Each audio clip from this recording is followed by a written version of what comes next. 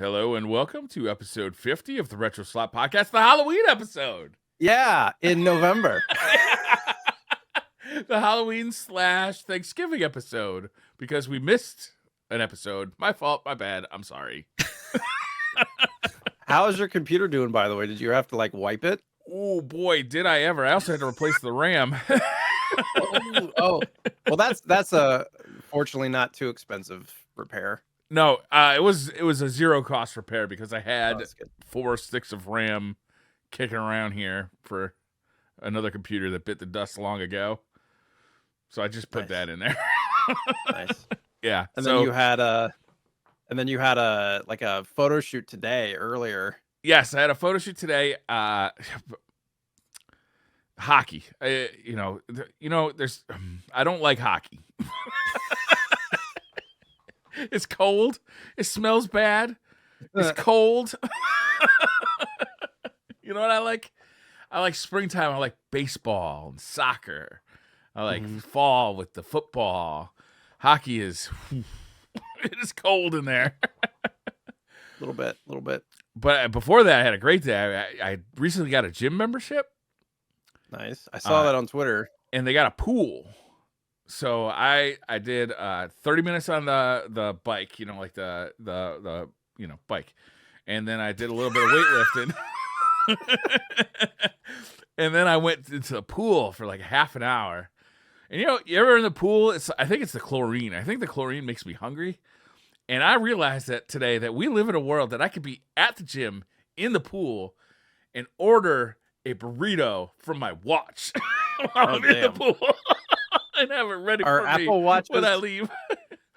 That's awesome. Are Apple Watches like water resistant? Yeah. I didn't know that. Yeah, but you can't really touch them too good with like wet. So while I live in that theoretical world, in practicality, it was malfunctioning while I was trying to type, and it wasn't working too good. So I did not actually order a burrito from the pool. But theoretically, I do live in a world where I can order a burrito from the pool. Yeah. And it is pretty late for you right now too. This was Briar's idea to have a late podcast so that we didn't have to wait another 2 weeks. Yeah, I really didn't want to miss another one because also we're doing Splatterhouse, which I'm excited to talk about. I was bummed. We actually talked last week, but we didn't do a show because I was calling Jay from my phone, not from my computer. I was like, wait, this is weird. Jay got a great view up my nostrils. Should try to get some trimmers for that, by the way. Yeah, we'll do. Got it. I apologize ahead of time if while I'm talking you guys hear dogs squealing or barking in the background. I had to crate him for this. I think everybody's happy to hear the dog, the puppy. Yeah. How is the puppy doing? How is the saga of the puppy? He's doing better. We've started to figure out like what his routine is and like when he'll chill out or not. So we like really try to give him a lot of activity during the times when he's kind of active so that he will chill out properly. Like right now, he was chilling out while I was doing notes right before the show. And then I was like, I should probably feed him before the podcast. But it's basically as soon as I feed him for the next hour and a half, he's generally like just running around, chewing on things and all that stuff until about 8:30 or 9 when the kids finally go to sleep. So that's this time. And he like sat down on his pillow in the office, but he's like started chewing on my wife's desk. Like, I was like, all right, he's just, I'm sorry, he just can't be in here. I was like, I gave you a shot, bud, but you're just a pup, and it's not working. He'll get there. He's just young and rambunctious, like we all were, right? Yeah. How do you do with the time change?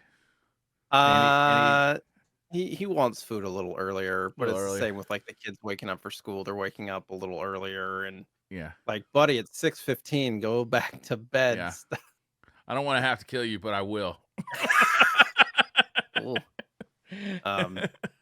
Yeah, I was like real sick a couple of weeks ago too, or 3 weeks ago. And I'm feeling better now. Yeah. But was it the Pax Pox? No, actually, it was not. It was the kid pox. Oh, like I came back from TwitchCon feeling fine.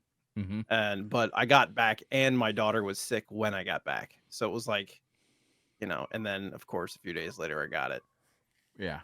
kids, they don't tell you this before you have them, but they're insidious little vectors of filth. You try to get them to wash their hands, but Mhm. you know, they'll play around on stuff, and then all of a sudden you see them picking their nose or Yeah, whatever. It's like, oh great, that's instant. You know, it's constantly just. picking their noses. I mean, Constantly. I do too, but you know, at least I wash my hands occasionally. Yes. Yeah, as far as you know. Uh, um, but otherwise, doing all right. We should be back on schedule, I would think, after this, hopefully. So, Yeah, hopefully. what 2 weeks from now it'll be after Thanksgiving. It'll be the week Yeah. after You got any Thanksgiving. big Thanksgiving plans? Well, so we were supposed to go up to Seattle this last weekend because my grandma's not doing so well. So I was like, all right, we need to plan a trip up there post haste. But like literally the day that we were supposed to leave on Friday, my daughter got a temperature of 102.5, and she had just gotten better like a couple of weeks prior. So it's like, what the heck? So I called my mom and I was like, we're not coming up. You know, she's got a really bad fever. It'd be rough. So we're gonna go. Basically, my wife has a trip to Chicago with my son this weekend to see a friend. They're coming back Wednesday. Thanksgiving here Thursday. Then we're on the road Friday to go to Seattle for my family's Thanksgiving. Oh boy. Yeah, so it's gonna be busy. And then they get back. Yeah, they got back Wednesday, and then and we'll be back Well, Sunday. that's And a then lot. podcast on Tuesday. Yeah, Good luck. Good luck. it'll be fine. Smile, it'll be fine. Woo. Well, in our absence, a lot of shit has happened. Yes. And I added some more. Like 2 weeks ago, the podcast would have been a reasonable amount of time. This one I feel like is going to go a bit long, but we'll try right. to speed through some of it. So We're that going to give Briar's you not an up till 1 in the unreasonable morning. podcast. Yeah. But I did have a discussion topic, and then you put Yes. one too. I put Mine one was too. Yeah. I like simple, like just stupid argument, you know, like things to argue about that don't Yeah. matter, basically. So my question to you is Pepsi or Coke products? Yeah. Like the whole gamut. If you could only have Pepsi products or only have Coke products, what would you choose? Who makes Diet Dr. Pepper? I think that's Pepsi, isn't it? Pepsi's my boy. Or is Pepsi Dr. Pibb or Mr. Pibb? Jesus, Oh, Dr. no, Pibb. I don't He's want got no his Mr. doctor Pibb. Mr. Pibb, wasn't that Sidney Poitier's Poitier? Oh. Poitier? Dr. Pepper is Coke. Mr. Coke. Pibb is Pepsi, I believe. Coke's my boy. Yeah. My soda of choice is Diet Dr. Pepper. Gotcha. And I don't really have a second choice. I don't care for soda that much, actually. Wait, it's saying now I'm so confused. I'm curious who makes Mr. Pibb, and it says Coca-Cola Company. What the Oh, fuck? maybe they make both? They're competing with themselves? That's bizarre. Maybe it's RC Anyway. Cola. Maybe they're like doing a sneak attack RC Cola. Yeah, that's weird. Do you have a preference between Coke and Pepsi, like the actual Coke. soft drinks? Coke. So, and people may not know this until I say it, and you can do your own research. But I've known growing up, like Coke has always been more carbonated, like it's got more fizz, right? It's got more like bubbles. Yeah. And Okay. Pepsi's sweeter, That adds up. I believe and both it's a of those little less statements. carbonated. Like they're both good. Like I'm not gonna turn down. Like I don't drink soda much now, but if they have Pepsi instead of Coke, I'm still gonna go with it. Yeah. I can make do, but I definitely prefer Coke products generally. A Coca-Cola with a piece of pizza is kind of a perfect pairing. Yeah, the salt and sweet and Yeah. In a way that Pepsi doesn't quite do it for me. It's the Coke is like, I don't know. You're right about Pepsi being sweeter, but it's almost too sweet. yeah. Go ahead. When it's got like a lot of times when you get Pepsi, it's like at a place that has crushed ice, like Dairy Queen or something like that. Oh. And it always ends up getting watered down too. So it's like not as carbonated. It's overly sweet and kind of watered down. It's kind of a weird flavor. Huh, I never considered the crushed ice factor in my I don't know soft why. drink. Whenever there's a place that has crushed ice, it's almost always Pepsi. Oh, really? Huh. That's what it feels like. I was your learned question? this week, related topic, that McDonald's, the reason soda tastes different at McDonald's, it's because they formulate it to be at the perfect concentration of like whatever that goo is. You know, the soda.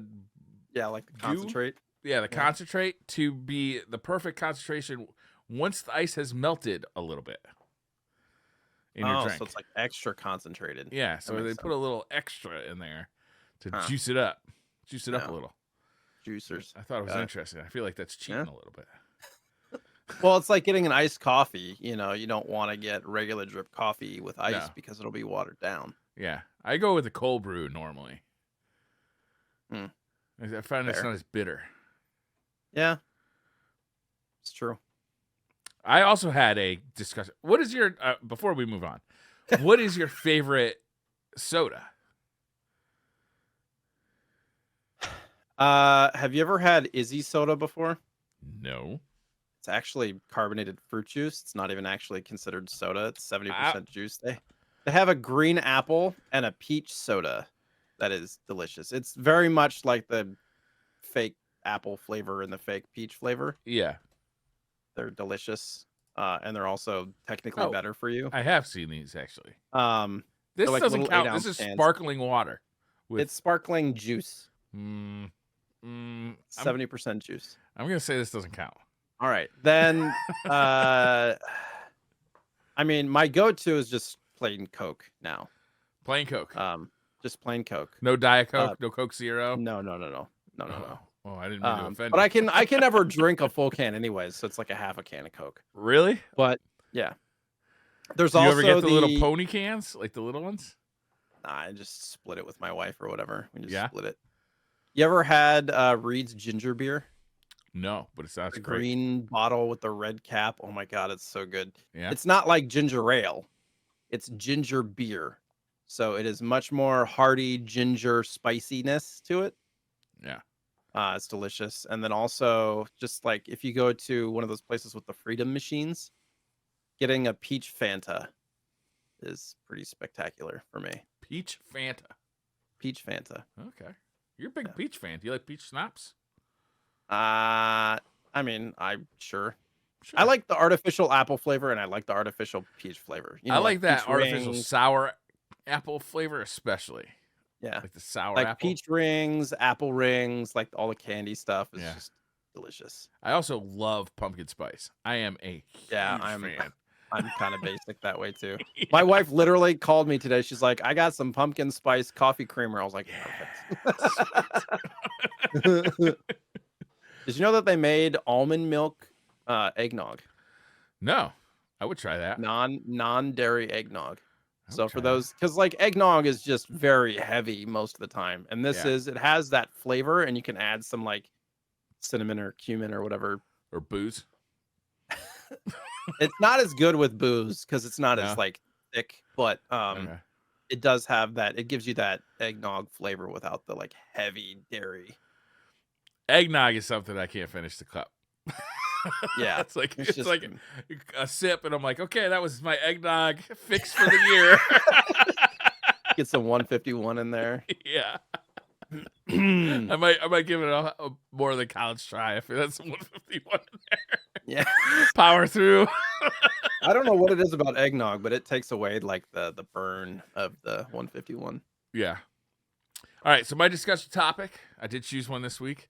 What system, what classic, it doesn't have to be classic, what system had the best box or case for its games? I mean, Genesis was pretty revolutionary for the time. Genesis is good. Genesis is good, but very frustrating because they did not stay consistent throughout the run. So there's many different varieties. Like it doesn't on the shelf boxes and stuff. Yeah. Like it. I mean, they changed from black boxes with the grid to red with the stripes. Even the black boxes, they have like Genesis logos in all different places. They have barcodes on some of the spines, which is infuriating. Yeah. Right. So it's like, yeah, that was a good one, but I feel like there's better. I do like I'm looking over at my little shelf here of all my clamshells and DS and like good. Vita, PSP, those were real good. I don't like the problem with the Switch cases is that the spines are all exactly the same color. Don't like that. And It's just the white text. Like there's I no agree. I like recognizability. I like the Wii and the Wii U because Sure. they were all white, but they had the logo for the game on the spine Hmm. in as many colors as you wanted. So like your logo was like bright and I feel like PlayStation does a very good job of that. Like PlayStation 3, 4, and 5 all have pretty good boxes. But I feel like the 5 they should have changed up the color of the case. Like it's the same blue as the PlayStation 4 case. Hmm. Yeah, What the fuck? it's weird. Yeah, Yeah. change it up. I will say, if we're not talking about like, structurally, Yeah, obviously the clamshells are superior for like, yeah. quality and keeping things looking good. I am very partial to cardboard boxes, and Uh-huh. I've always loved the Nintendo N64, Super Nintendo, Game Boy, all those. Yeah. There's something special about here. I don't even know if you'll be able to see it, but anybody that's looking on, I don't know what this is. The hell? Oh, it's the monitor side. But just the way that the cardboard boxes look like side by side and stuff. Is that Game Boy? These are Game Boy. Yeah, that Yeah. does look pretty good. They're uniform. Like they all look good. The spines all look good. That's a pretty good box. And like NES boxes are very similar, where they had different runs of stuff too, where they had Yeah. like, they had the black box runs, and then they had the gray box stuff, and it's all just very unique. Yeah. I don't know. Seeing them side by side on a shelf is pretty dang cool. Yeah. I'm not a Obviously, big keeping fan of them in good N64. conditions. There's just too many colors going on there. Yeah, each side of the box has the different color based on the four Yeah. on the N64 logo. Super Nintendo. I don't know if they ever had like did Super Nintendo ever have like a theme that went all the way through, or was it like Genesis where a lot of different shit happened? Pretty sure that most Super Nintendo boxes are black. First of all, Yeah. but they do Yeah, that's true. have They are mostly black, aren't they? like all the game logos on the side and That's stuff. true. Yeah. Oh, and they got some pretty good art. I mean, NES, I Yeah. think because you got so many like crazy different flavors of artistry going Mhm. on, the NES Mhm. is hard to beat. Like, because you got Yeah. some great like artistry, like the Castlevania cover. What is it, Gradius that we played a few weeks ago? Like that, Mhm. I could put a Gradius poster on my wall of just that box art. Like, I think it's just so fucking cool looking. Yeah, I just there's something about that just is so cool. Very Star Wars flavors. Like you don't Yeah. get art like that in modern games. Not typically. It's No. usually like computer generated, or they take screenshots, or they take actual art from the game that's been illustrated or whatever, as Yeah. opposed to these kind of more abstract ideas. Yeah. I don't know. I do really like the NES. I think NES might be my pick just because it's my. I don't know if that's the best box though. The best box has more protection. Sure, from a functional standpoint. Well, So I'm you gonna have think to I'm gonna consider think on this. I'll get back to you next week. you have to consider the art versus the Yeah, the because best art is functionality. a different conversation than best box. And best box might be the Genesis, honestly, because it protects it. Ooh, but you got the Neo Geo, that big ass box, and it shuts. It's Oh like man, those things are fucking huge though. yeah, but it's so cool, man. Those carts are huge too. Yeah, It's like it reminds me of like Laserdisc for video games. Just yeah, everything's yeah. Same era, right? Just ridiculously huge. Yeah, okay. That's got my pick now until I think of something better. I do like the big box SNES games too. There's only a handful of them, but Yes. they're always fun. They're very difficult to find like shelf space for, but Yeah. Earthbound and Mario Paint and Lethal Enforcers, and Those are good. I need to get the Super Bomberman one. That's the only one I don't have. The PlayStation long box ones, those were cool Mhm. before they put everything to the Those were the CD original boxes. ones, yeah. They were made They out were of cardboard too. Yeah, those were better for I would say those were better for protection, because the problem with the CD cases is like one little clip gets broken and the whole thing's fucked. Just Yeah. falls apart. But they're so common that you can just swap out the whole CD case. True. Yeah, with the backs of them. Yeah. Modern DVD cases, like modern PlayStation, Xbox cases, pretty robust. They don't crack too often. Right. The plastic is like softer and more pliable. Mm-hmm. I do like PlayStation boxes, like modern PlayStation, like PlayStation 3, 4, and 5. They just look good on the Yeah. shelf. They're all Sure. uniform. As long as you don't get any like Player's Choice, those red ones. Yeah. All right. Anyhow, should we talk about news? Sure. Lots of things. We're going back to about a month ago. Okay, Some of this that's all stuff. right. So basically, yeah, the stuff we're going to talk about here started about a month ago. We had kind of talked about the Atari 50th anniversary collection briefly, but it's out now. You can Yeah, buy it. It's $39.99 for Switch, PS4, PS5. It's got over 100 playable games, actually 9 games from the Jaguar library, which I thought was interesting. yeah, And now since it's out, 2 weeks ago, we would have just talked about the fact that it was out, but now that it was about to come out. But now there's like reviews, and it is surprisingly very highly reviewed. What I'm seeing is yeah. like 80s, 90s across the board for the most part. Very diverse. The way that they've created kind of um like a library aspect to it where you can like look at the history of the stuff and kind of view things in that regard too, as opposed to just like the games is really cool. Yeah, I was Also, kind of surprised by this. I just had assumed it'd be like all like Atari 2600 era games, mhm, which I'm not into, honestly. right. Like, I mean, they're kind of fun to look at for a bit, but they're not deep enough that they really hold my attention for more than a couple minutes. But this is really like mining the whole Atari catalog, which is Mhm. really interesting. Yeah, I'll probably pick this up for Switch. For sure. Also, I noted that because like for the PlayStation, you can use the touchpad and stuff for like joystick type games, and for the Switch, obviously you have the touchscreen.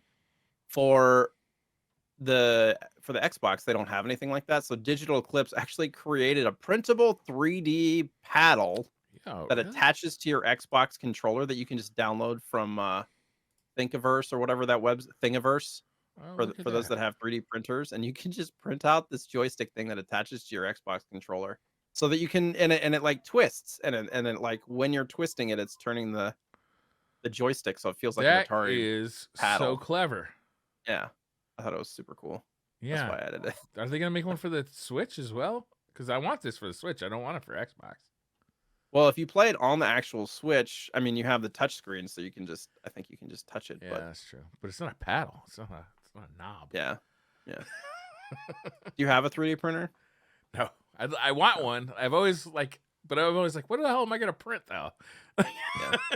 You I know? would like to get one, but I always battle with the fact like, do I want to get one of those consumer brand ones that are like $300, or do I want to get a Yeah, better one that's not gonna fucking suck? yeah. Good point too. That Spend is like a a good thousand point. dollars or whatever. Yeah, Yeah. I feel like the $1,000 one is the way to go because otherwise you're gonna print out your first like 5 things, get frustrated with it, and then it's gonna Yeah. be Sitting trash. in the garage. But even then, I'm like, what am I gonna print though? Yeah. I Like, have a what am I gonna make? son. Yeah, I have a 6-year-old who loves to build stuff, so printing Hmm. stuff with him would be super That would be cool. cool. Yeah, I'm definitely gonna Uh, get this. Digital Eclipse has been doing a great job on these retro stuff. They're real respectful of the content, and they also know how to make these games work on modern displays without all the weird pixel shifting and weird resolution stuff. They just know how to do this correctly. sure. Yeah. What were some of the other games that they did? Did they do the TMNT collection and stuff? Is that Uh, them? boy, that's a good question. Oh, I'll Putting look you on them the up spot. on. While he's Uh, doing that, I had forgotten that I even put this in here a month ago. Polymega production delayed again due to component shortages. Like, how many years has the Polymega been in production and been promising people they're going to deliver? Like, it's like 2 years 4 before we years started doing this now. show. Like, I this I feel terrible for anybody who like invested money into this project. And at what point does it just become um just kind of a waste because technology is getting so much better now already, and Yeah, there's other things that are coming out now. yeah. I mean, especially if Analog ends up putting out a PlayStation or a Saturn.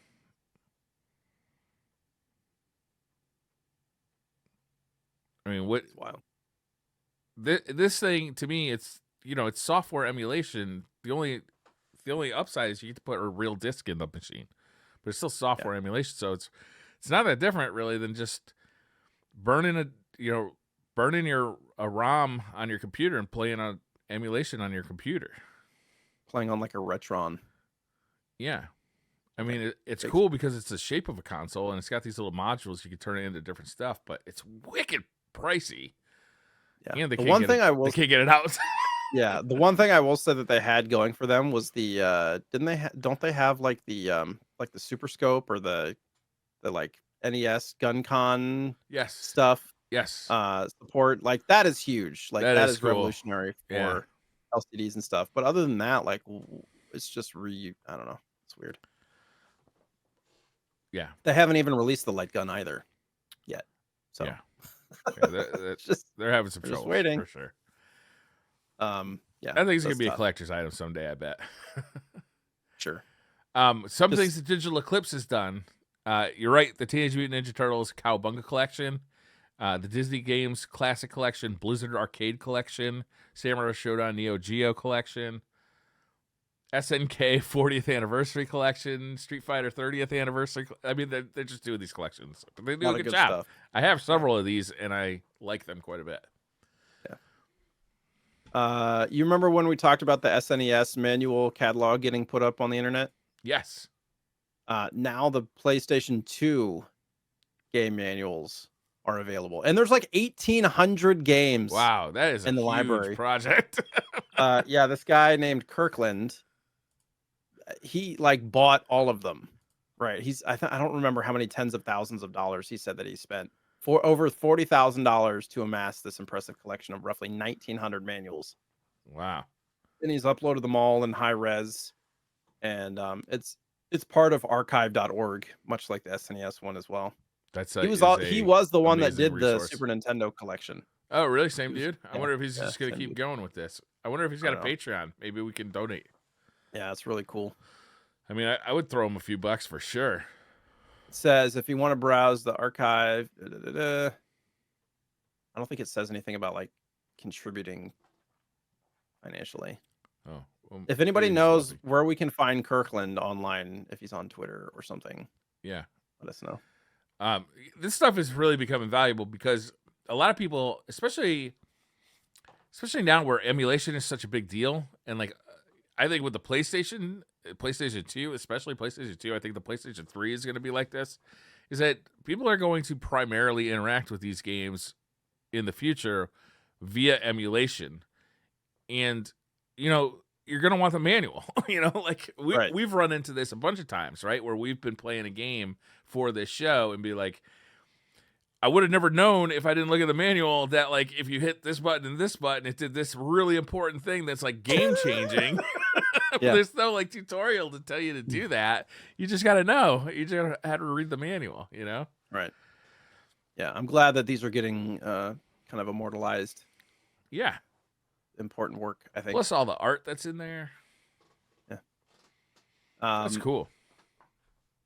So 4 weeks ago, we were just going to talk about the fact that a version of Castlevania Symphony of the Night, there was a prototype created for the Gamecom, which was a system I actually had as a kid. That I remember going to Toys R Us and buying it. Yeah, wow. I had what was it, Duke Nukem, and there was like a puzzle game and a trivia game that I bought. The puzzle game was actually solid. It was like almost like think of like one of those like Palm Pilots. Yeah. The way that you could like touch screen and stuff. It was like that. It was actually pretty solid, but everything else was horrible. So there was a real prototype that was being created of Symphony of the Night, where they basically took the PS1 version and they demodded or whatever, demade it, but it never got released for obvious reason. So there's a story here from Time Extension about like, how they found it and all that stuff. And since 2 weeks ago, the person who found it put it up on eBay. And so I put that on here from today. It's already over $5,000. Okay. And there's about a day and a half left or something like that. Oh, it's got real artwork too on the cartridge. Yeah. Yeah, it says authentic printed label. I don't know what that meant, but that's what it said in the listing. So was the game finished? Or no, it was just a prototype. Well, according to this person who unearthed it, he played the majority of it, and it's pretty close to finished. Oh wow. What they said. I mean, I saw this in motion, and to be honest, I was like, this seems kind of neat, but I can't imagine really playing through it. Right. Is that the impression you had as well? Yeah, it's not worth playing through, but it's like Yeah. one of those pieces of history that Yeah. for hardcore collectors, they just want it, to be the only one to have it. Yeah. All Did he these put the prototypes ROM and out things. there, or is he just selling it? That's a good question. I mean, I don't know. I don't know how available it is, how easy it is to rip ROMs of Gamecom cartridges. Gamecom games. Yeah. I don't know. I'm not sure. I'm glad this was unearthed. I'm glad that it's out there. I hope somebody who was willing to preserve this thing is the one who gets hold of it. Right. Like, Right. I mean, cool. I can't imagine whoever buys it doesn't want to preserve it. Yeah, but I mean, like, I guess by preserve, I mean like share. Not necessarily just like lock it up in a vault and it's mine. Yes. I don't know. That's a pretty special franchise and a pretty special game. For sure. All right. So this next thing, I'm actually adding another thing. So 4 weeks ago, we were going to talk about the fact that the TurboGrafx 16 cores are now available for the Analog Pocket. Yeah. But then on top of that, within the last 2 weeks, they added another 17 cores Yeah. to download. So just much. Yeah, there's so much stuff coming out. And there's like even an auto updater or something. Yeah, that's how you want to do it. You want to get the auto updater. You run a program on your PC that like creates an SD card for you, and all you have to do after that is just move the games onto it, which you might find on an internet where there might be an archive. Which is funny because spoiler alert, I used a browser to play Splatterhouse. Yeah. Well, now you can play it right on your Analog Pocket. Well, I don't have the thing is, like, I own the game now. It was in transit when I played it. Oh, okay. Right, I ordered it. So I But you don't own have the a game. TurboGrafx. I don't have a US TurboGrafx, and I don't have I bought the adapters from Analogue, and they haven't shipped yet. So Right. like I didn't have a reasonable way to play it. Yeah. So I was like, all right, screw it. I'm just gonna so I Googled it and literally clicked on it, and it like auto loaded in the browser. I could even use my Xbox controller to play it. What a world we live in. I can order a beer from a pool. You can play Splatterhouse in a browser. We're living the dream, Jay. Yep. In the year 2000. So I got an email from Analogue that they wanted to make sure my address was the same, and they're preparing my Pocket for shipping. But I have not yet gotten. That was October 30-something. 30th or 31st. I'm not sure. But it was late October. But I have not gotten a tracking number yet. So I'm really hoping I'm going to get that thing before Christmas. Funny story. The person who won the Analog Pocket from forever ago in 2021, and like whatever a year ago, Kiko, if you can hear me, I DM'd you. They wanted more information for you as well, and it's in Spanish. So I need to forward you the information so that you can respond, and I can reply to them so that you can get your Pocket that you had won a year ago. Moving on, all this stuff online about AI art and things like that. Yeah. It's just some of the images are cool, but it's also kind of horrifying for artists and some of the way that it's rendered these things. But I thought it was funny that Colin Williamson on Twitter used an AI algorithm to upscale Virtua Fighter characters. Yeah. So if you go to I went to Games Radar, and they almost look like photographs or like like edited photoshops or something like that, but this is what the AI came up with. Yeah.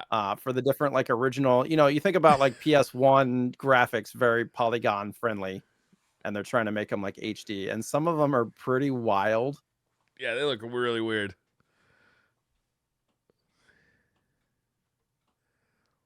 They look bizarre. Yeah. Oh, did he take his Twitter down? Did they take his Twitter down? Maybe.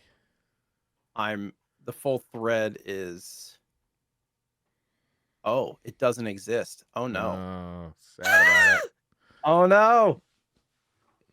The Sega lawyers got him.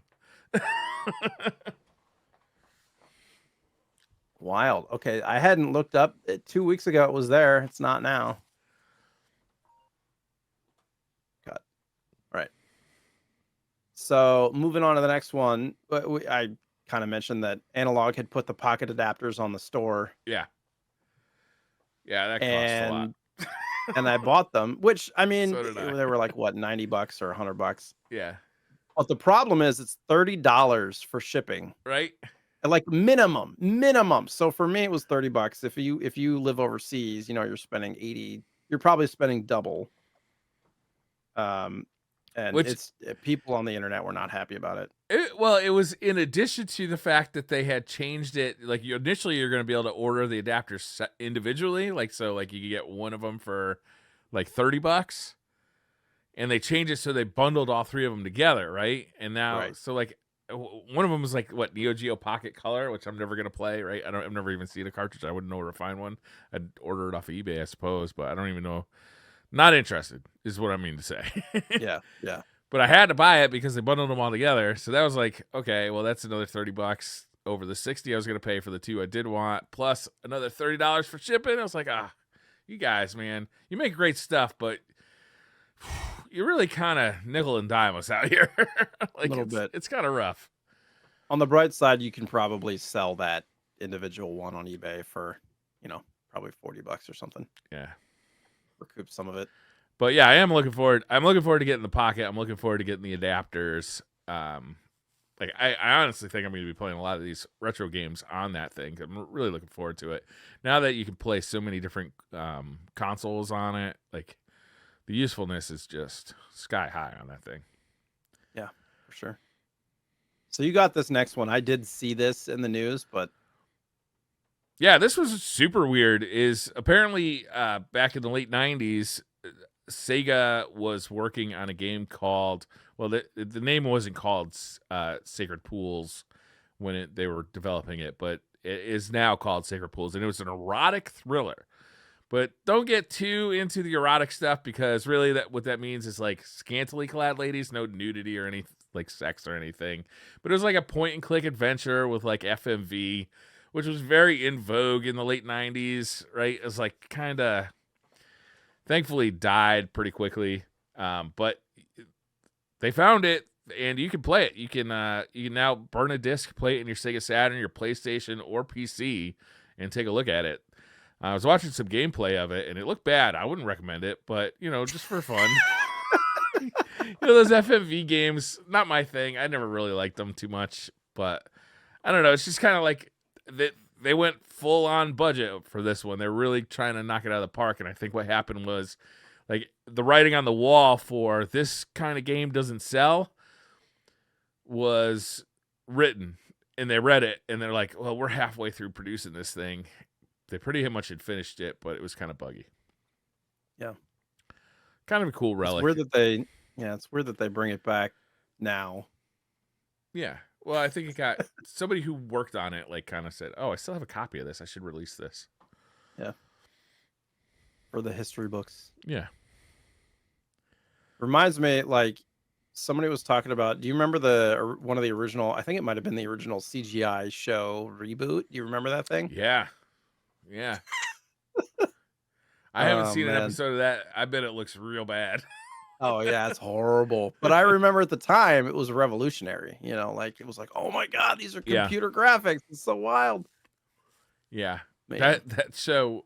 I don't remember anything about it other than the fact that it was a CGI show either. Like, I don't remember the plot. I don't remember the characters. Nothing. But I did watch it. Yeah. This next story, it kind of upsets me, to be honest with you. I cannot understand what's going on here.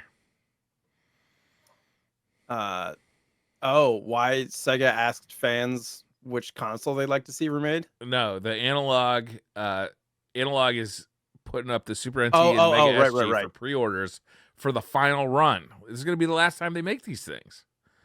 Yeah, I mean, So they put the Analog Super NT and Mega SGs up for like whatever 199 each, and plus $80 for shipping. Uh, and you'll get it a year from now. Yeah, right. But it's the last run according to them. My question is, will there be future versions with like 4K support or something? I mean, that's the hope, but I don't think there's an FPGA chip out there that you can do this affordably, unless they go like NT Mini with it and like charge $500 for the thing. No, I don't think that is in the near future. The Mister community keeps asking for this too, but that's the answer is like no, there's not a chip that can do this. Mm-hmm. So I don't understand why you would stop selling this thing. Maybe sales slowed down or something like that, or demand slowed down according to them. Who knows? I guess. Yeah, I don't know. They do not seem like a company that wants to have stock, right? They do not seem like they want to have a warehouse anywhere. Yeah. And like their whole corporate structure, I think, is kind of weird because they're like, they kind of like pretend to be an American company, but most of their stuff is actually like in Hong Kong or something. I'm not exactly sure. So it's like I really have no idea. Like every decision they make confuses me so much. It feels like they could be making so much money if they just put stuff, if they manufactured it and put it up for sale. Like they got the stuff we want. Why don't you sell it to us? Yeah. I mean, at what point will Analog ever take the next step and become like manufacture the product before like demand, like Xbox or PlayStation or something like that, and just put it on shelves? I don't know. It doesn't seem like it's what they want to be doing. I mean, the pocket's different because the demand is so high and it's COVID and like there's a chip shortage worldwide. So like I get it. You can't fill the demand for this thing that is so incredibly popular.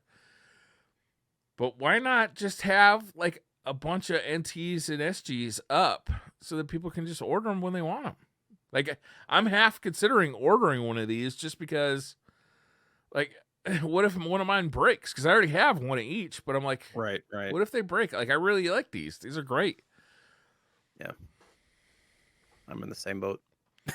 They work with analog TVs. They work with new TVs. The reason I replace them is if they did come out with a 4K one, and maybe they figured that out. They do have geniuses. That Kevtress dude is a certified genius who's working on this stuff. So maybe, what the fuck do I know? I would bet they come out with an NT Mini version of this, to be honest, or something. Really? Like a $500 one that can do 4K? Yeah. Would you buy it? I don't know. I don't know either. Maybe I'd buy that one and sell the one that I have. I don't know. We'll see what happens in 2029 when that happens. Yeah, right. Exactly. Also, the resale market on these things is going to be sky high. Yeah, in like a year or two. Yeah. The problem is with the way that the resale market goes, like when they announce reprints and stuff like that, the resale market goes down because everybody's like, oh shit, I got to sell the one that I have before these new ones come out. Yeah. So the market gets flooded, but it's going to be a year before they come out. So it'll get flooded now.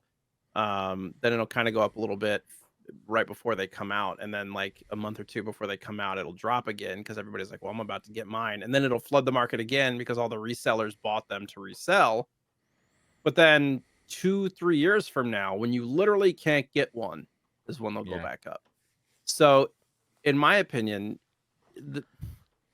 there's never a point to me to buy something like this to hold in hopes that it'll go up, that you can get a profit on. Like, what are you going to make? $100 per system profit after fees, shipping, all that stuff? Like, is it worth keeping in your house for 3 years, 2 years to try to make $100? It's the same people who like buy like Pokemon card boxes for $50 and they keep them for 3 or 4 years hoping that they're going to go up. It's like, sure, even if you sold it for $100, take out 20 or 30 for shipping and fees. And then you have to pay taxes on stuff now, which eats another $10 to $20 of you. So you're making $10 a box of profit. Is it worth it to keep it in your house for that long? I'm sorry, Jay. It's not worth it. Never mind. I'm sorry. No, I don't know. So, yeah, I buy stuff that I can find secondhand for cheap and then sell at market. That's always been my thing. But it's weird to buy and like stock up on new stuff. You know, Yeah, graphics cards are one thing, PS5s, PS4s, Xboxes, that's all different stuff. But yeah. And Best Buy's got stacks of PS5s now. Switches yeah, are if you're on the gonna be shelves sitting on again. these for That's good. years, I don't see the point, but people do it anyways. I just want one because I don't want, like, if mine breaks, like, what do I do? Yeah, Like, I'm not gonna be able to get one. Just pay out the nose for one off of eBay. yeah. Anyway,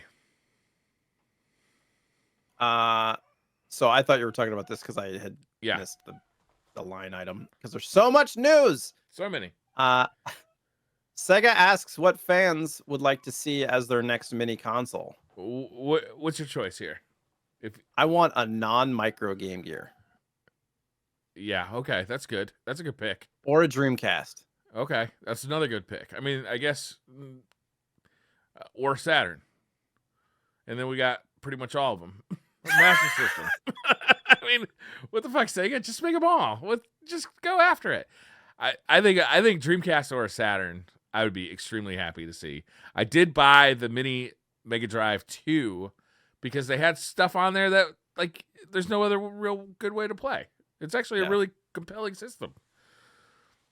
That's good. Is there Yeah. much delay? No, not much. There's some, but it's not much. Saturn would be good because there is a lot of really expensive, really good RPGs on that system that are really tough to come by. And that's a system that did not sell well in America. So I think American audience would be prime and ready to check that out because there's some really good stuff on there that just nobody knows about because it was on this like console. It just didn't sell. Right. Some really good stuff. And the Dreamcast. Apologies again for the dog barking and whining. I didn't even notice. He's good. Okay.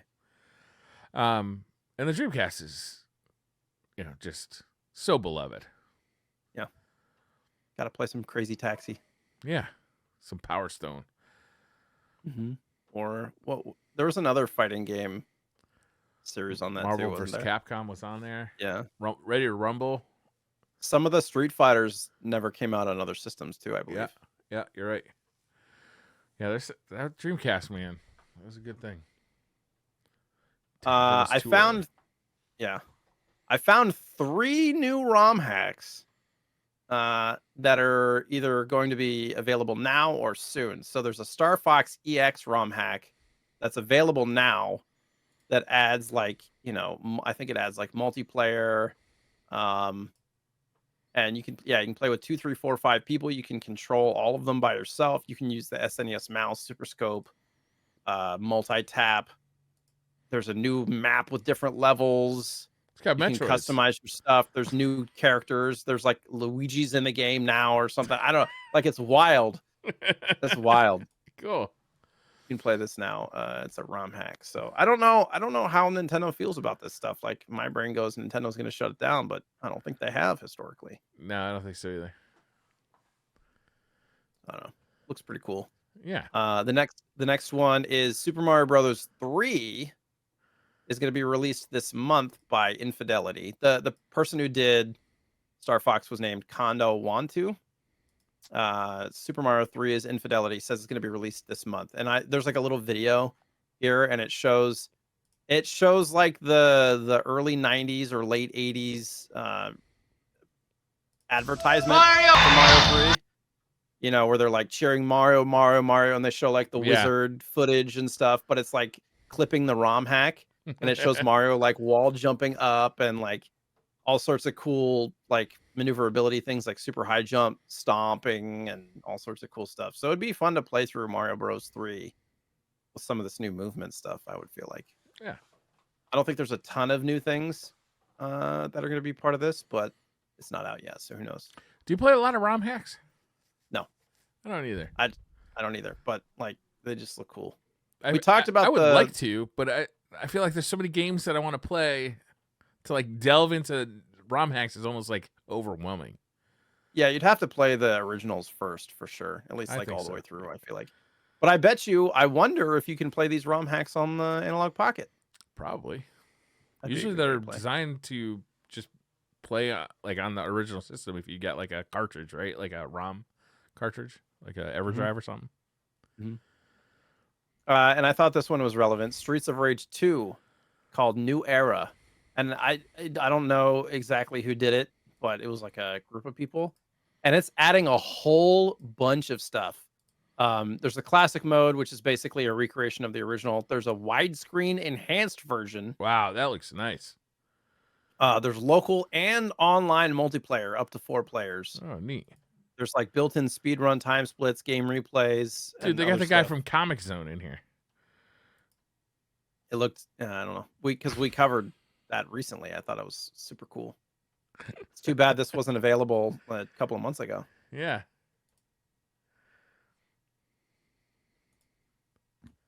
I don't know, it looks great. Playing this stuff in HD looks great. Yeah, widescreen hacks are especially useful these days, right? Especially for fighting games where you're used to seeing shit like at the last second coming from off Yeah, screen. they're hitting you off Catches you by screen. Yeah, surprise. that's so fucking annoying. We were just talking about Neo Geo Pocket a second ago. The Yeah. Pocket Color 2 or Selection 2 is now available digital on Switch, as well as physical pre-order through limited run. So this Only through has, limited run, really? I believe so. I mean, Interesting. limited run games tweeted it out and stuff, so I don't know. The first one I bought off of Amazon, I'm pretty sure. That's Oh. weird. Maybe they're the ones that produced it and you can buy it on Amazon. Maybe. But they they do sell have, some stuff, yeah. Like SNK versus Capcom Card Fighters Clash, which I've never played any Neo Geo Pocket games. But I own a handful. Because I've never had a system that I could play them on. Yeah. And some of mine are like sealed. But there's some like, there's some Metal Slug games that only came out on Neo Geo Pocket and stuff like that. So, which I don't see any Metal Slug games here, but there's a Mega Man Battle Fighters game, which looks interesting. Really? Mm-hmm. Some stuff that came out on I Neo bought Geo the Pocket first that one for the Switch, and I still haven't played it yet, so I don't know if I'll be buying the still second wrapped one. in plastic too. Yeah. Perfect. Yeah.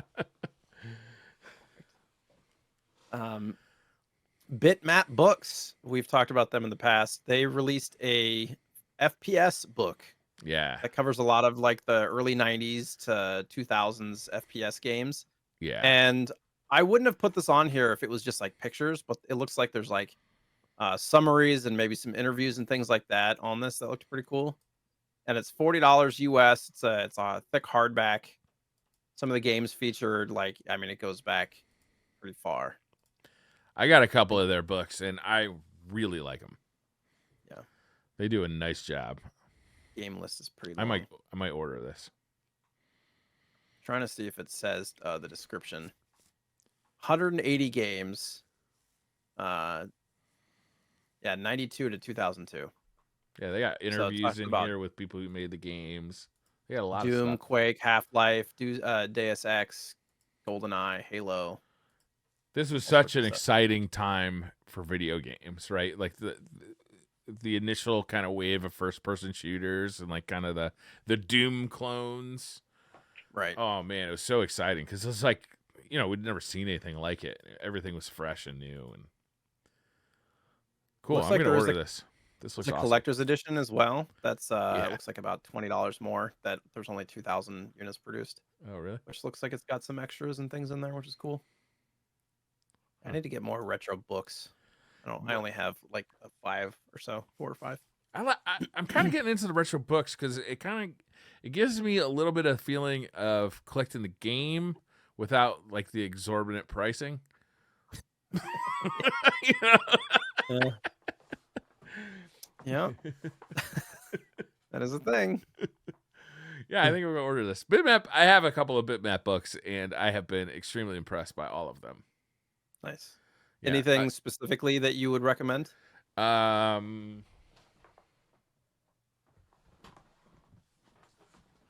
think this is Bitmap books. The SNK Metal Slug. Oh yeah, Ultimate 'cause History. the Metal Slug game. Yeah. This is, it's so thick with Yeah. juiciness. It's just like every page is just so full of cool pictures and history about the games. I think this is Bitmap books. It says on the back. I'm looking at the cover on their website right now. Yeah, I really They like did like this. a Neo Geo history. I got that one too, but the Metal Slug one is kind of my favorite one. I got a book we'll be talking about later too, my pickups, but it's not from Bitmap. Nice. Yeah, I'm back on my bullshit on Mercari now, so I'm gonna be having some pickups here. God dang it. Kind of mad about it. Yeah. Is that it for news? That was I it? believe so, finally. That's all? Yes. That's it. That's everything. I mean, there was some stuff that I didn't put in there, but it was one of those like, like not really probably worthy of talking about. Well, that was a lot. I'm honestly, there's a bunch of stuff in here that I got to buy now. You're welcome.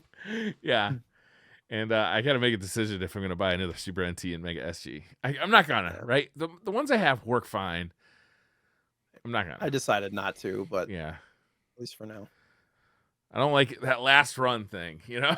It's like, yeah, and then remember FOMO, with that like, mini, remember with the NT Mini too, is like they did the last run and then like 6 months later, like, oh, by the way, everybody who pre-ordered this, it's going to be a little bit better than the last one. Yeah. Like, oh, well, is that... I mean, the original NT was also like aluminum and all that shit too. So yeah. So the game of the week for obviously Halloween, because this is the Halloween episode. Splatterhouse for the TurboGrafx 16. Did you even know that this was based on an arcade game? I had no idea. Well, no, I didn't either. I didn't. No. This game is a pretty straightforward walk to the right, punch and kick. It almost reminds me a little bit of like Altered Beast in a way because similar controls, but Sure. obviously totally very different. You play as a dude who has been, what would you describe? Possessed by a mask? Yeah. And you've got to, you and your girlfriend kind of run toward a haunted house during a storm for refuge, and you know the haunts steal your girlfriend away, kill you. You're resurrected by a mask, and you begin your adventure to go rescue your girlfriend by punching and kicking gooey, slimy bad guys. Yeah. And you end up getting like you get like pieces like a wood plank. Yeah, you get weapons. Yeah, the wood plank, and you end up like. It's really brutal, like especially back in the day. I remember seeing screenshots of this in like EGM back in the day, and it just like looks so nasty. Like you just like you hit a guy with a 2x4, and he just like splats against the wall in the background. It's actually pretty impressive looking. It's got to be one of the only games I've ever played where you're walking to the right and you're hitting stuff, but you're not hitting stuff like right in front of you.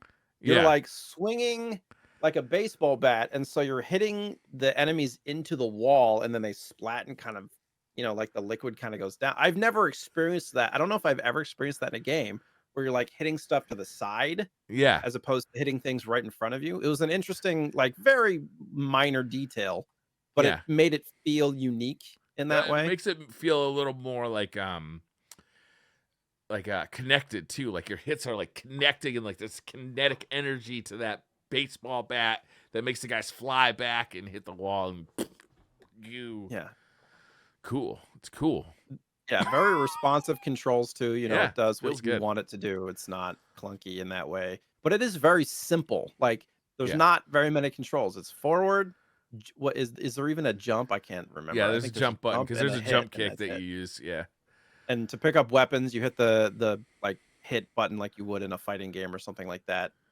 And there's a lot of obstacles and things flying at you, and the bosses, some of them are pretty tough actually, because your mobility is very low.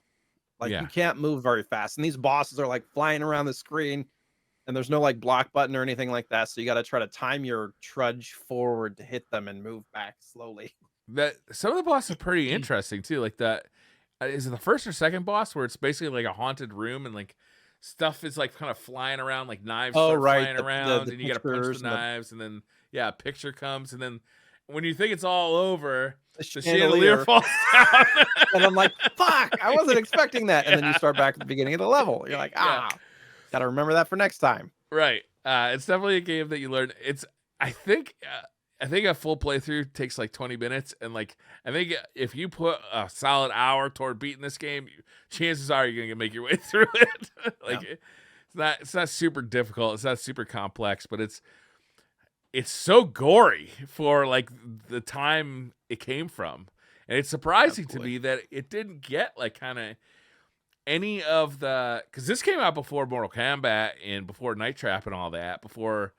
And it just didn't get swept up in that wave of like all these games that were unsuitable for kids, you know, like just kind of flew under the radar. Because the 7 people that played it on TurboGrafx and the arcade, you know, True. like they didn't have parents in the Senate. Yeah. I mean, it was, I feel like it was well known past maybe how many people could play it because of the platform it was on. But the sequels did come out on the Genesis, and they were, well, the second one I felt like was somewhat popular. Splatterhouse 2. They're pretty popular, and they're very highly collectible now. Yeah. Like very sought after games now. All the splatter, like it was weird during COVID, all the Splatterhouse, all horror games in general, for some reason, Silent Hill, all the like original Splatterhouse games, and a lot of those horror games like just spiked. Parasite Eve, like I don't know why. I have no clue why. More than everything else, you know, like all the Pokemons and things like that. But just so all the Splatterhouse games, all the way up to, because there's a PlayStation 3 like 3D Splatterhouse game also spiked really, really hard, which kind of confused me, but also was intriguing to me because I think it put a lot more people's eyeballs on these games, because they're great. Splatterhouse games are great, but I don't think a lot of players or collectors really paid attention to at least the general ones. You know, of course, horror game fans and stuff loved them. Yeah. But yeah. There's some interesting things that I noticed when playing it. Like sometimes when you fall through the floor, you don't die. There's like a level underneath. Yeah, there's like multiple paths to some of the And levels. they're really fucking difficult if you fall down there. Like it gets way harder down in that area to try to get out. Sometimes it's easier. Oh, really? It depends. Yeah, I think it depends on where you fall. You got to know which one to go down. Yeah. I mean, it's a cool game. Graphically, I think it's pretty impressive considering it's on the TurboGrafx, right? It's like, yeah, you know, I would consider the TurboGrafx kind of not quite 16-bit, like kind of 8-bit plus. It looks great. 12-bit. Sure, yeah. 12-bit. I like it. And we didn't really talk about it, but the reason that the main character has a red mask is because it was around the time that Jason Voorhees was popular, and he has a white clearly mask. Supposed to be Jason. Yeah, and in the arcade it was a white mask. Yeah, so that was like Japanese version too. If you get the Japanese version, it's a white mask too. Interesting. Yeah. And so the main other difference, so it was like a red mask instead of a white mask. And then also the main weapon that you use in the TurboGrafx is like a board, but in the arcade it was, what was it? It was a meat cleaver in the arcade. That's cool. But in TurboGrafx it was a wooden stick. Yeah. Like it's a 2x4. You get the meat cleaver in the TurboGrafx version later. Yeah. You get like a shotgun with 7 bullets in it too. Yeah. Oh yeah, that boss where you have the shotgun. I hate that boss. That boss is tough. So there's like a trick. You gotta kind of bring the other shotgun, because there's like 2 or 3 shotguns in that level. Oh. And what you do is you pick up the shotgun, and then you only use jump kick or kick. You never use the shotgun until you get there. And then you kind of can pick up a shotgun, move it a little bit forward, go back, pick up the other shotgun, move it a little bit forward, and you kind of just move both shotguns up to the boss. And then the boss is no problem. I actually beat him with just the one. I chunked the 7 bullets into him, and then I just like like did the Bart Simpson. I'm not hitting you. Don't hit me. You know, like, and finally beat him. Because he would be bouncing back and forth, and like to try to time your very slow movement to try to hit him without getting hit felt impossible. Yeah. It feels pretty clumsy. I feel like there's a little bit of luck involved, honestly. Yeah. Major spoiler to this game, but you know, it's 30-something years old. Your girlfriend does not make it. And the game goes on afterwards too. Yeah. She transforms into another monster who you have to defeat, and then you go on to continue fighting to the last boss. But I thought that was pretty kind of dark for a game of this era. Like, oh, yeah.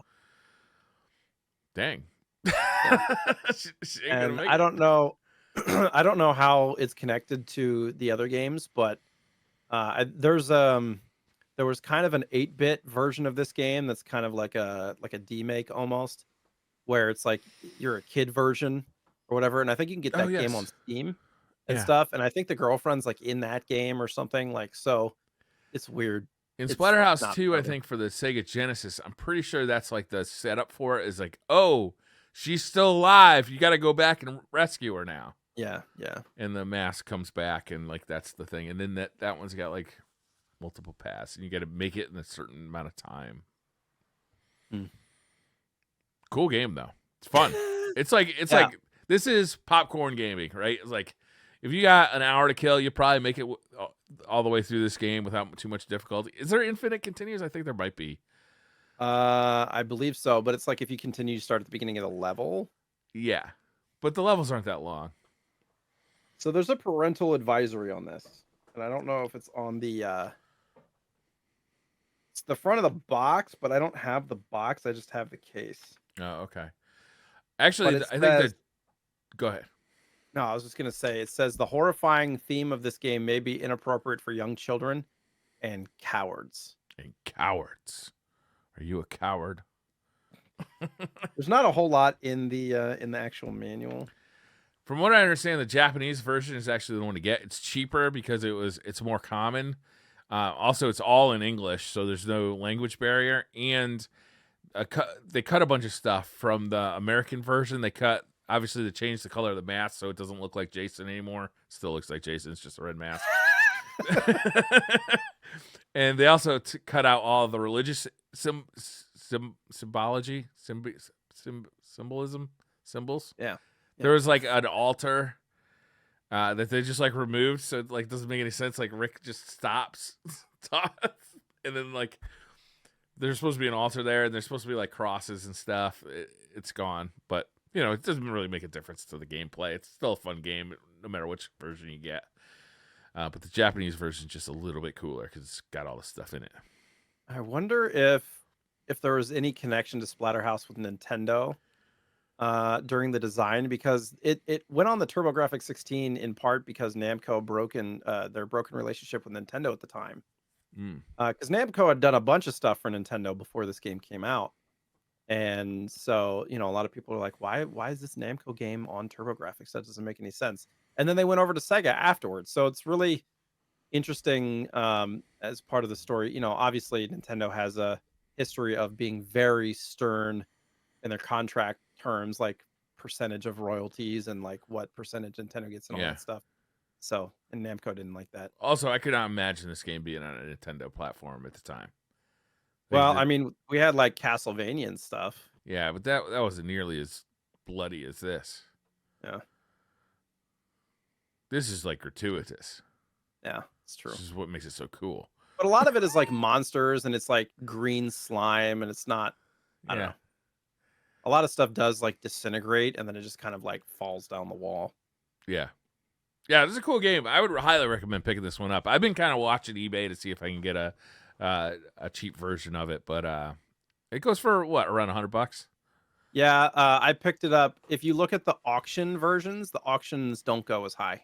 Okay. As like listed, because there were some that are like buy it now for like 100, 105, 110, but the auctions go for like 70 to 85 ish. So I've been buy it now guy because I just don't want to like be bothered with the auctions, but I actually changed my mind. I bought 2 games off of eBay recently, and I did the auctions, and I just put in an auction. Like, I looked at pricecharting.com. I said, how much is this thing worth? I put in that price as my maximum bid and won both of them. So I was like, oh, well, I guess I can save a little money if I just do this. It depends on what it is. If it's something that's highly sought after, auctions can go higher. Yeah. If you're looking to score a good deal, like a really good deal, not like $10 or $20 off, like half price, you got to go buy it now, because auctions are generally going to go roughly around where the worth is. Within, whatever, 20% either way, probably, depending on condition. If something's in amazing condition and priced reasonably, buy it now, then I do buy it now. Condition is a huge part of it too. Yeah. The one thing that mine didn't come with that I'm a little sad about is the Hue card like case, the little The vinyl little thing. plastic vinyl thing. Yeah. So this like I rattles think you around can in buy here, which those is separately. kind of annoying. Yeah. Probably. I think But even it does somebody have made like them like new ones I because they want to get like yellow. an original one. They're the old ones are all Yeah, it's yellowed. vinyl or whatever. Yeah. There was a port of this game in 2010 to mobile phones. Really? Yeah. I thought that was kind of funny. Mobile gaming was kind of weird. Yeah, and the arcade version, there's a crawling hand in stage 5 in the arcade version that flashes the middle finger. But obviously they didn't do that in this one. Damn it. Yeah. I wonder Other if than- I should play the arcade version. I bet it's on Meme. Probably. There's very mixed reviews too of the original Splatterhouse. Like most of them were like 70s, 80s, but there were some like 30s and 40s in there. I was like, what happened? I don't know. I can kind of see that. Like, it's not the most complex game in the world. You know, if you are into what was going on, it can feel a little clumpy. It can feel a little clumsy. You know, in retrospect, I think it's a cool ass game. But at the time, if you're looking to spend $60 on this or $60 on another game, like I could see there being some. Sure. It's a short game too if you beat it Yeah. quickly. Which was a problem back then.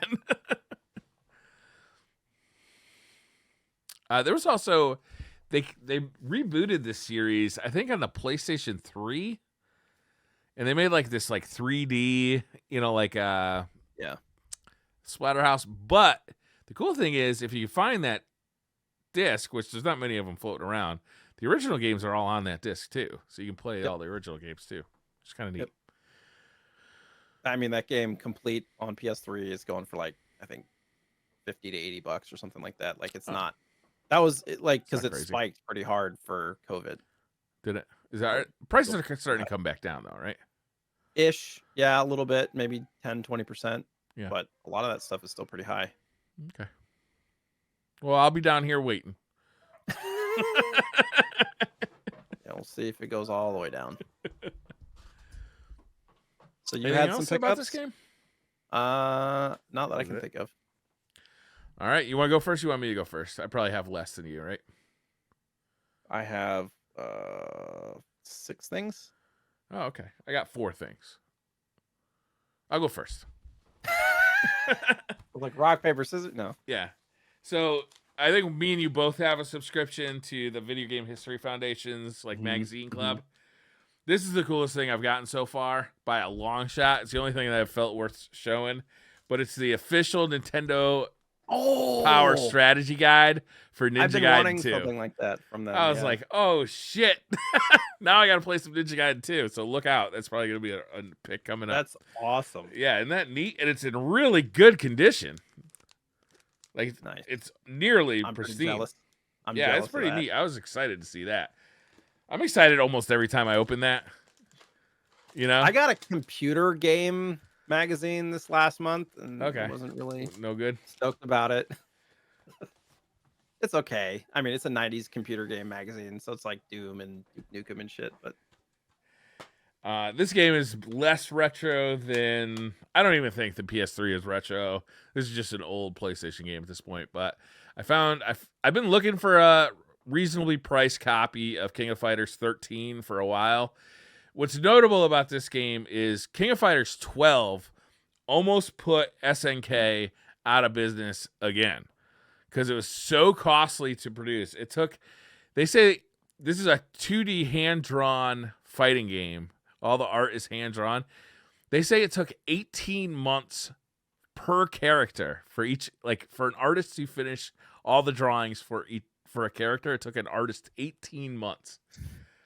And this is the sequel, but I mean, really what it is like kind of like fixing 12. And by all accounts, it's a pretty good game.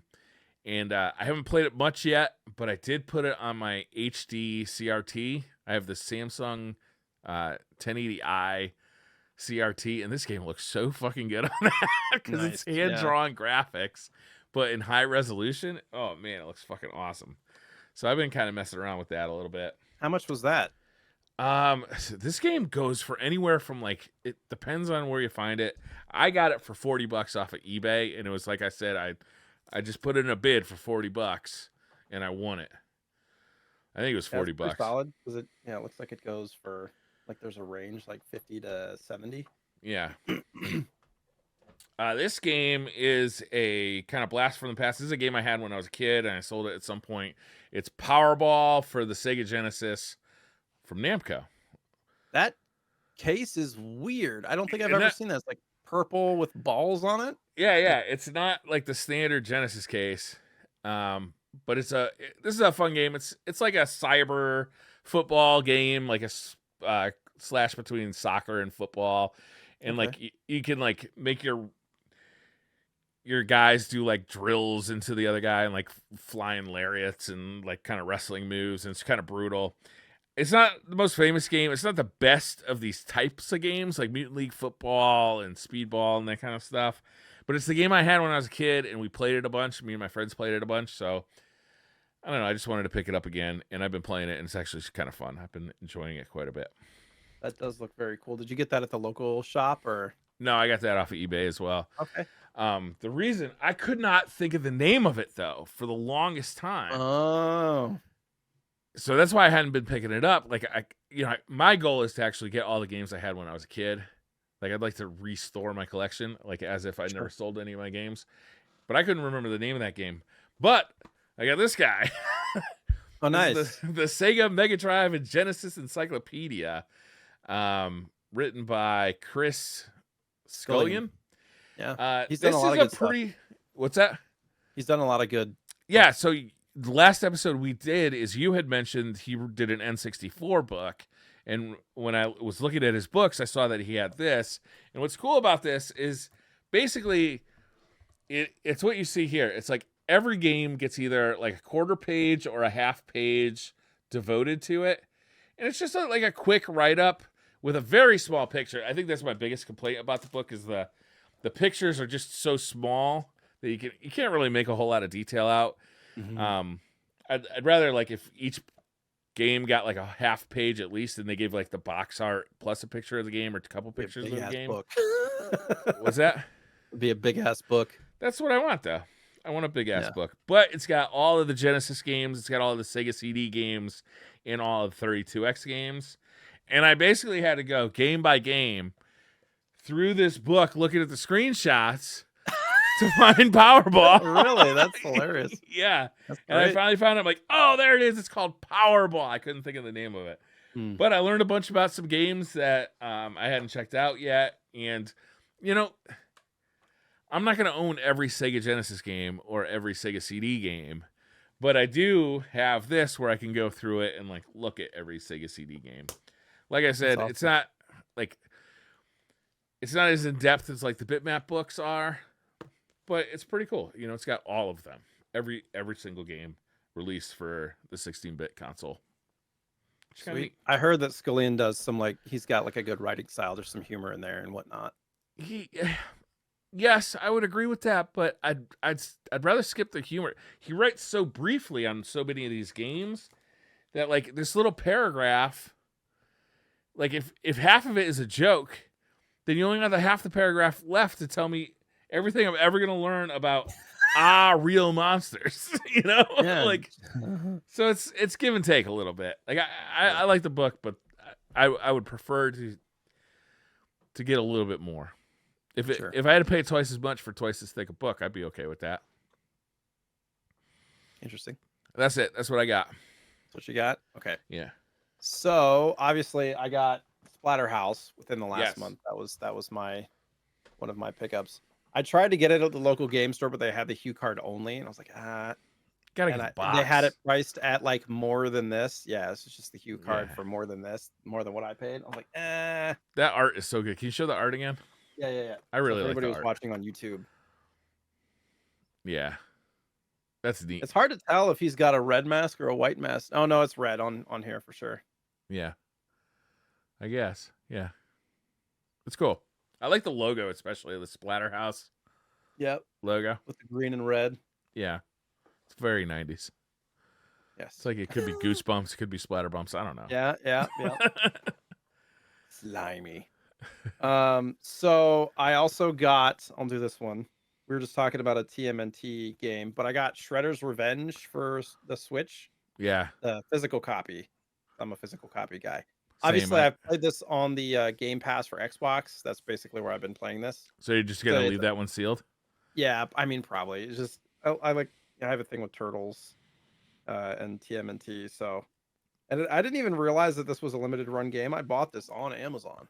Yeah. It is a limited run title as well. Yeah. They do sell some games on Amazon, which is kind of weird. That one, but it's weird because if you order that game off of Amazon, they seem to only ship it like once a month. So Yeah, it took. I mean, I have just to got wait it within for the it. last month. So Yeah, but the game came out like a while ago, yeah, and you could get it at Best Buy. could you? Yeah, I didn't. I got didn't mine know off of Amazon, but yeah, you can buy it at Best Buy, like a physical copy. I didn't know that. Yeah. I don't leave the house very much, so there you go. I did. Our friend Ryan Niemiller. I still trade or sell or buy things from him. And he was getting rid of. He's like, you know what? I'm just gonna get rid of all my Vita stuff. I don't care enough about it, and I want to focus on Super Nintendo, because he's trying to make like full sets. Yeah. And so I had some games that he didn't have in his collection, SNES Jetsons and F-Zero X for N64, and then I used some of my credit to get another game, and got some of his Vita games for my collection that I didn't have. Uncharted Golden Abyss Oh for yeah. Vita. I've never actually finished an Uncharted game. I've only Really? just like started the PS3 games and stuff. I played a little bit, but adventure games are always kind of weird to me. But I know that You don't like 'em? Uncharted games are just, I don't know. I get kind of lost Yeah. a little bit because they're linear, but it's like you have to do specific actions, and I don't know. I don't know how to explain it. Touch My Katamari Oh for yes, the Vita. please. Yeah. So this is one of those games where you're rolling stuff into a giant ball. Yeah, those are fun games. Yeah. I let my son play because one of them is on 360 available for Game Pass or whatever, and I let my son play it when he was like 4, and he was like just rolling stuff around. He was getting frustrated because he couldn't figure out like how to get it over. He's like, it's not going there. It's like, you got to make the ball bigger, bud. That kind of stuff. And then Trials of Cold Steel 1 and 2, which are, I believe, they're RPGs. Okay. And these are from X. Wow, look at that art. That's beautiful. Yeah. These are cool. And that's part of the trade, the Vita games. I don't have a ton of Vita games. I think I have like close to 30 now or something. Oh, that seems like a lot of Vita games. Yeah, I mean, Vita has this kind of underground fan. It's I don't know. Vita was a system that is underrated in my opinion, and there's a lot of fantastic games for the system. It's an awesome hard piece of hardware. Obviously, the touch stuff on the back is super gimmicky, but I don't know. I've always enjoyed the Vita. My good friend Gary, who I did a podcast with years ago, was a huge Vita fan. But he mostly liked the games that came with panties in the box, if you know what I mean. What? I don't know what that means, and I'm not sure I want to know. Okay. But I took some stuff to trade to the local retro game shop, and they had this game there, and so I picked it up. It's a GBA game. Pocky and Rocky and Ooh. Becky for the GBA, and this is a GBA Grail. It's like a top 5 GBA game, I think. And now I own all of the Pocky and Rocky games. I have 1 and 2 for SNES, and I have the remake for Switch. So now Reshrined, yeah. So I mean, it's not. I'll show you. Anybody who's watching on YouTube, I'll show you the number. Woof. It is 269. Just for the cart. Nice. 269. But yeah. That's another game that I've bought, reshrined, and it's still sitting in plastic wrap. I plan on playing it. I just haven't gotten there yet. They're fun games. They're it's kind of like we played the Zombies Ate Your Neighbors game. It's one of those top-down kind of like you're throwing stuff and defeating enemies. It's very satisfying to play. Honestly, I got super into playing Splatterhouse. Like I was playing it like consistently for like 2 weeks. Like I was like just having a good time. I was just booting it up and having fun with it. But then God of War Ragnarok came out, and I've been I've been wicked into that. People have been enjoying that, huh? Yeah, I'm really into it. So Uncharted games, like these action adventure games, kind of my favorite. I think they're like right up there with my favorite type of game. So this is just more of that. And I love the 2018 God of War. So, I think I played like 6 or 7 hours of that. Yeah. I haven't finished it. I still have it, but yeah, I'm bad about that, starting games and not finishing them. I used to be worse, but I've gotten better in the last few years. I don't know why. I tend to stop streaming. That's probably why. That's it. That's what it was. Because if I'm playing a game on stream and I'm not feeling it, like I just stop. Oh yeah. I'm just like I don't 100%. want to. So. And I don't really have game time outside of stream anymore. Yeah. Well, you got young kids and a puppy. Yeah. I did. We didn't talk about who was gonna pick a game for the next one, but I did. You do it. Yeah. Go ahead. Okay. I didn't know if you pulled anything aside, so No. I'm gonna let you choose between 2 options, and I'm not gonna tell you what they are. Oh, I'm gonna give you a description. All right. Okay. One of them is a game. It's a kind of a game that you probably will have never heard of. Okay. That is very highly touted and reviewed. Oh. That is going to be kind of a hidden gem. Okay. That sounds good. Okay. The other one, because we're getting close to Thanksgiving, is a very classic game about food. About food. Ooh.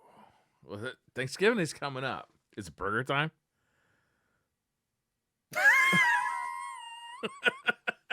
Maybe. I think I want to go with the hidden gem. What's the hidden gem? Flock for Flock. SNES. Interesting. I have maybe heard of this. Like it sounds somewhat familiar. I have no idea what the game is though. Is it a platformer? It is. Yeah, it's an adventure platformer. So Okay. I'll read the back. I'll read a little bit of the back. Hey, you over here. It's me, Plock. What do you mean? You don't know who I am? You're on the island of Acrylic in the magic archipelago of Polyesta. My flags are all over the place. Here they call me Top Banana, Head Honcho, Numero Uno, Big Cheese, King. At least some of them call me that. Would you believe that there's still a few stubborn holdouts who refuse to recognize my supreme authority? But now they've gone too far. They've stolen my favorite flag. I know what you're thinking. Who would do such a despicable thing? I'll tell you who. The nastiest, indeed? foulest, most loathsome critters in all of Polyesta. Sonic the Please. Hedgehog. But yeah. So it's one of those, it's kind of a bizarre game, but it's one of those games that like every review I've ever seen is just like, this is one of those games you have to play. It's Really? a hidden game. It's a hidden gem. Like it's awesome. Very fun to play. All right. So, I'm and looking I had forward to been it. looking for a complete copy for a long time, and I got one. I don't know. It looks like it's pretty good 6 shape too. months ago. That's decent. Maybe I don't know about 6, that 7 art. months. The art doesn't like scream to me like quality SNES game. Like, It's like it almost looks like you're gonna play claymation. soccer. So it's an egg. Whatever. Egg. So what's soccer your ball? first? What's your What do I know? first impression? What's your first impression of this game? It's a Trade West game. Trade West, huh? I don't know. Like it doesn't really make an impression. Here's the screenshots. It looks You can see it. colorful. Yeah. I don't know. think I'm looking forward to Briar's checking it worried. out. He's a little worried. Hey. Concerned. What's I've worse never gonna played it. happen? I've been waiting. I've been waiting. Oh, to get a This copy? one- No, I've been waiting to bring this on the show Oh, okay. What were you waiting for? for us to cover it. So I could go Like, all in. Explore our friendship a little deeper before you knew you could bring out the block. Drop the block on me. Wearing your Crocs, playing Flock. Flocks and Crocs. Grown. It'll be fun though. All right, should we wrap this one up? Your thing. All right, it was a great episode. Thank you very much, Jay. I really had a good night. I really Yes. missed you last or 2 weeks ago too. I was really bummed because we were all ready to do the show, and my computer just like crashed that fucking minute, like just He died. called me from his phone, like, Yeah. take a look at this, and he's showing me it's like stuck at 49% or whatever it was. It was a blue screen of great. death, and I was trying to like do the like Windows recovery, and nope. No, thank you. Yeah. But everything's okay so- now. Back on track. Hopefully, we'll just be able to pluck along with the show from here on out. Yep. Get it? I said pluck. I heard. I was trying to ignore it. So next episode will be after Thanksgiving and stuff. Hopefully, everybody, if you celebrate, obviously, for me, I was talking about this last night. Like Thanksgiving, obviously, we don't celebrate. At least our family doesn't for the colonialism part. We celebrate it for the spending time with family and friends and eating good food and sharing time together and sharing what you're thankful for. Yeah, But mostly hopefully, turkey though. Yeah, turkey and ham and pie and. Who What's eats your ham okay? on Thanksgiving? Ham is for Christmas. What's Turkey your is for favorite Thanksgiving dish? Dude, honestly, it's stuffing. I don't know what it is about stuffing that we don't eat it all the fucking time. Maybe because it's fucking wet bread. Better in the bird. It's better when it's in the bird. Yeah, I agree. Denser. But stuffing, it's like the only time of year I ever get stuffing. It's fucking delicious. I love stuffing. It's the thyme and the whatever else they put in that. Also, cranberry Rosemary. sauce. I love fucking cranberry sauce. Really? Never get it any other time of year. What do Why? you put They it sell on? it all year round. Why don't we eat it? What do you put it on? Everything, but especially the turkey sandwich. Oh, Turkey yeah. sandwich with stuffing and sandwich. cranberry sauce. Mashed potatoes. That is fucking top tier sandwich making. A little bit of You're getting me gravy on hungry, there man. too. I haven't had dinner. I haven't had dinner tonight yet. Me neither. So I'm like my stomach is going. Yeah. Oh, if I'm sorry if the podcast was a little late getting out this week. I'm very sorry, but honestly, it's like 2 weeks late anyway. But I'm gonna go to bed, and then in the morning I'll post the podcast. How dare you? How No, dare it's fine. you? All right.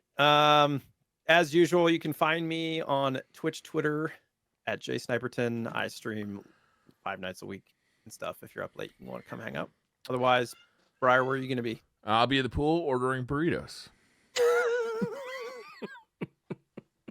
Awesome. Thank you all for joining us. We'll see you in 2 weeks. Bye. Bye.